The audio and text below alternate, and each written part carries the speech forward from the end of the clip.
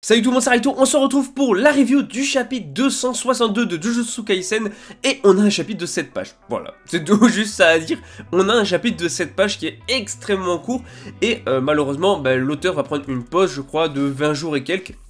Donc pas de chapitre pendant un petit moment. Donc c'est parti, let's go. Extension, double extension de territoire, à la fois de Yuta dans le corps de Gojo et de Sukuna. Et en fait on a Okutsu et Sukuna du coup dans la barrière rétrécie. Donc ça c'est super intéressant. Et on va avoir un petit peu de combat qui va se faire mine de rien entre les deux. Puisque en soi la solution qu'a trouvé Gojo pour contrer le territoire de Sukuna, c'est une barrière justement rétrécie. Donc c'est exactement ce que va faire Yuta. Et en fait pendant environ 3 minutes, c'est possible de résister aux effets de l'hôtel démoniaque qui vont frapper la barrière depuis l'extérieur du territoire. On a le droit à des planches juste excellentes et en plus de ça l'échange qu'il y a eu du coup avec Gojo, ça lui a permis tout simplement de mieux utiliser ses techniques de barrière, de les améliorer.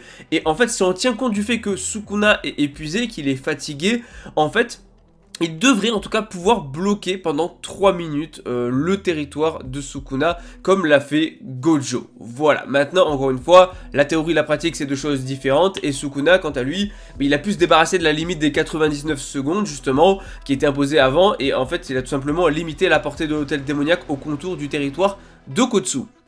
Donc le combat, voilà, 3 minutes, c'est en gros ce que les deux se donnent. C'est-à-dire que d'un côté, on a Yuta qui doit battre Gojo en 3 minutes max pour le blesser suffisamment au point qu'il ne puisse plus du coup maintenir son hôtel démoniaque. Et dans l'autre cas, on a Sukuna qui a besoin de moins de 3 minutes, qui va utiliser moins de 3 minutes pour détruire à la fois la sphère de l'espace infini et augmenter la portée de ses attaques. Et cette fois, bien sûr, il veut tous les tuer. Voilà, pas d'exception, il veut tous les massacrer. Gojo, enfin pas Gojo, mais du coup Yuta se prépare à attaquer Sukuna qui débarque avec son bras amputé et tout, qui chope le bras de Gojo, qui donne un coup de poing directement à Yuta. J'ai encore dit Gojo, mais en même temps sous les yeux j'ai Gojo, donc forcément.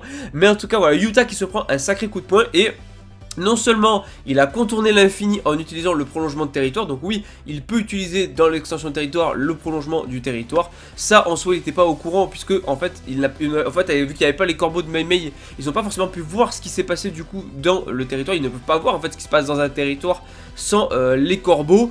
Donc du coup Yuta qui est quand même assez surpris. Et en fait le chapitre finit déjà là sur ça plus ou moins, puisque on a Rika qui est en train de pleurer la mort de Yuta. Rika qui pleure, qui tient le corps en fait de Yuta sans vie, hein, puisqu'il n'y a plus son âme a été transférée dans le corps de Gojo, et apparemment Rika est complètement manifestée. Que va-t-elle faire? Puisqu'on finit sur le visage de Yuta, est-ce qu'elle va absorber du coup Yuta? Qu'est-ce qui va se passer maintenant? On a un chapitre qui est extrêmement court en soi, où il se passe pas énormément de choses, juste double extension de territoire, vite fait un peu de combat, et Rika à la fin. Voilà, c'est littéralement ça le chapitre. Ça va être l'une des reviews les plus courtes sur Jujutsu Kaisen, alors que d'habitude, il y a quand même pas mal de choses à dire. Là, il n'y a pas énormément.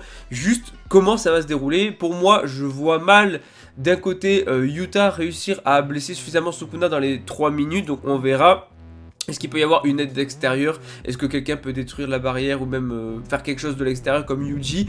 Je ne sais pas. Peut-être que Megumi à un moment, quand il décidera de se battre, peut-être pourra, enfin de se battre entre guillemets, mais quand il arrêtera de rien faire, tu vois, peut-être qu'il va essayer de reprendre un peu le contrôle. Enfin, je sais pas trop ce qui va se passer pour l'instant, juste que j'ai trop hâte de voir la suite, de voir comment ça va se dérouler et avoir un chapitre un peu plus long que ça, parce que bah ouais, j'ai pas énormément de choses à vous dire, du coup le chapitre est juste trop court. Voilà, c'est une petite review chill, sympatoche, tout ça, où bah, j'ai pas énormément de choses à vous dire tout simplement parce que bah, y a pas grand chose dans le chapitre, voilà.